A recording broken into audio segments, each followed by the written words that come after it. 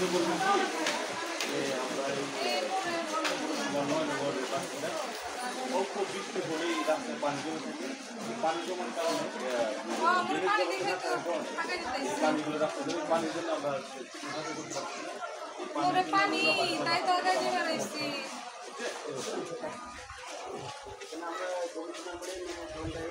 আইসে আইসে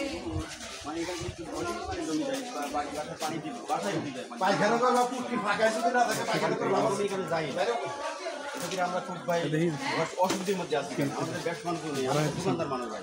আমার দোকানে সবসময় পানি অলরেডি থাকে, আমি দাঁড়িয়ে দাঁড়িয়ে ব্যবসা করি। এলাকার কমিশনার কি বলে এটার বিষয়ে? কমিশনার ভাই তো কি বলবে, কমিশনার বলে আমি আর কি করবে পানি এটা পৌরসভার মধ্যে তো ড্রেনের ব্যবস্থা অবশ্যই আছে। ড্রেন তো আছে, ড্রেন তো আর উঠে পানি ড্রেনের মধ্যে থেকে উপরে উঠে পানি চলাচল করা কি যে কষ্ট, কষ্ট